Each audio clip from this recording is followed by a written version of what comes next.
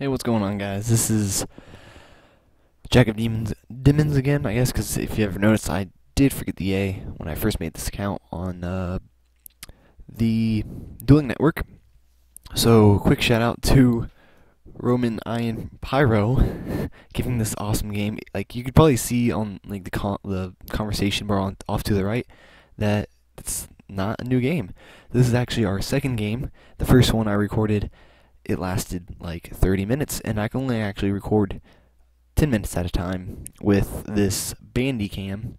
Unfortunately, like I need to pay to get more, and with I don't have that kind of money right now. I don't think it would be too much, but it's whatever.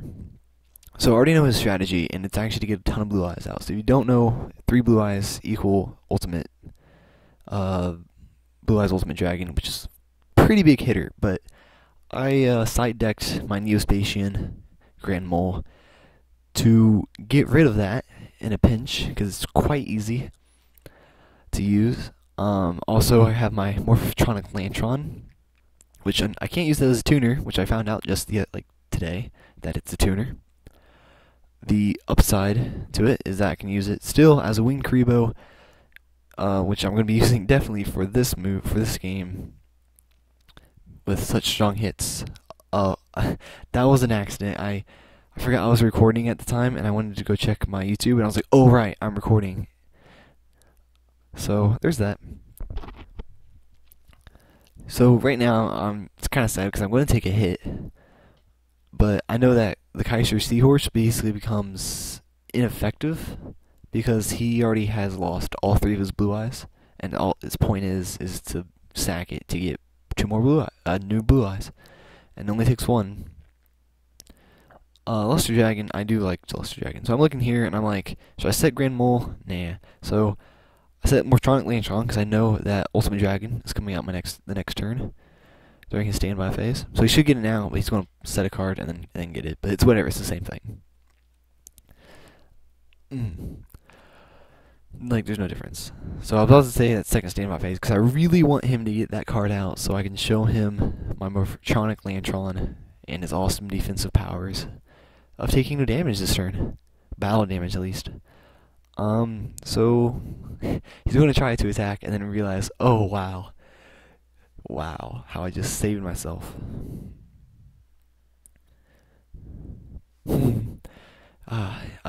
He thought that was pretty nice. He liked that. He liked that a lot. And now my next turn, I could easily get my Grand Mole to just shoot him back.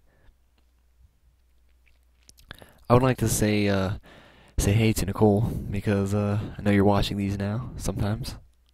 Probably not. You don't even like this kind of stuff, but you love me anyway. Anyway, so here comes my lovely Grand Mole, I think, or I think I might do actually Sapphire. Yeah, that's right. I remember now. Do Sapphire to bring out another card, and then I can Beacon. Gotta get that Carbuncle. I think he realized soon that Carbuncle is kind of scary with the field effect 5. So I was thinking, oh, I could get, this guy, but I'm like, oh wait, if I could get, him, I can just have more in my spell and trap card zone, which we all know, it's all good to have spell and trap cards for that field effect, and, like, Beacon and whatnot. So I'm gonna get my Utopia out to protect myself. I really do need to get more Xyz monsters. I don't think I really want any more Synchros. I used to think that these guys are really cheap because I didn't have any. My friend Jake would always use them on me. But, now that I have them, I like them. So, I'm sorry. It's 11:30 right now, and I'm really tired. So, I know he's going to attack me. Like, why wouldn't you? I might as well just, have detached, as soon as that turn started. Unfortunately, that goes to my graveyard, and with a blessing, that's real nice. So I was looking to see if I could use blessing in that moment, and I was like, can't really. So, Grand Mole to bounce him back. And because that's why I originally got Grand Mole, is because of Synchros, XYZs, and Fusions, because it's easy to get them out, like, one time. Like, doing it again, it's near impossible. Like, you spent a lot of resources to get any one of those 3 out, and Grand Mole just sends them right back. You can't normal summon that turn, basically, because that was your normal summon. Now he's going to do a move here that makes me scared.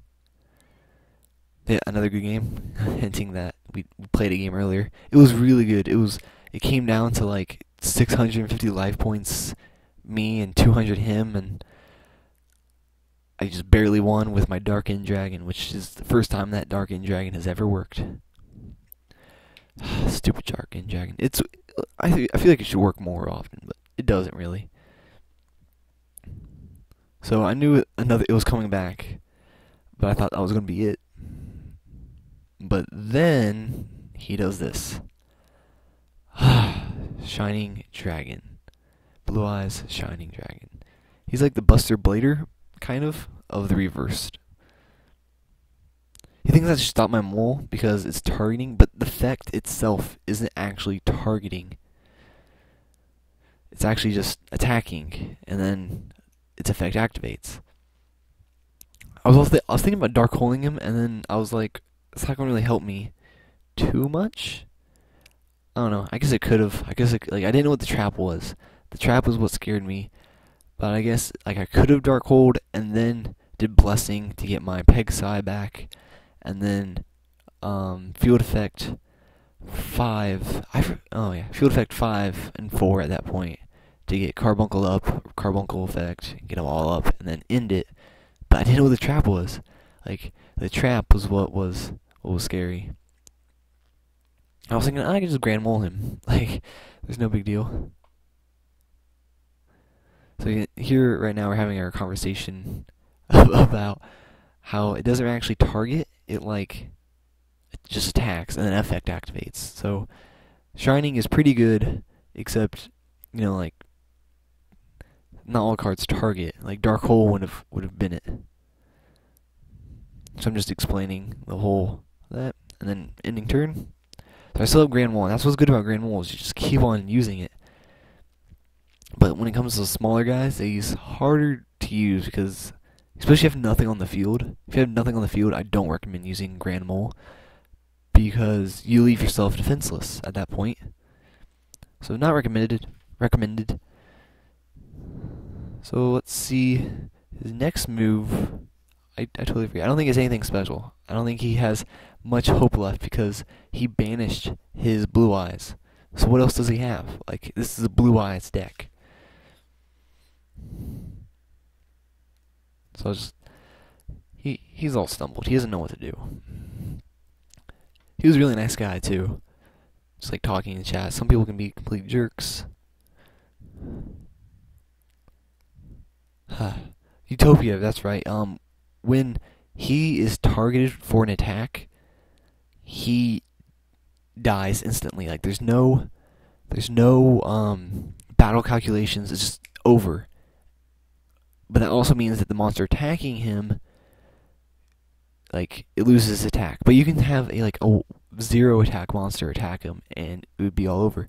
Now here, I'm just going to go, well, he hasn't used the trap before, and he should have by now. So, Dark Hole, to get everything off my field. And it's mostly to get his off his field, but I know that it didn't really matter if I can get Carbuncle's effect to work. So I'm going to get my 2 Pegasi back.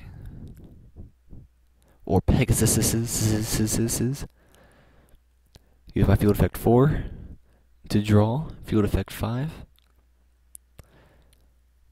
And to get the almighty Carbuncle out. This is my ideal Carbuncle loop, is to get, of course, Carbuncle, and then a Tiger, and a Topaz, Tiger is a Topaz, and an Amber, and 2 Pegasus.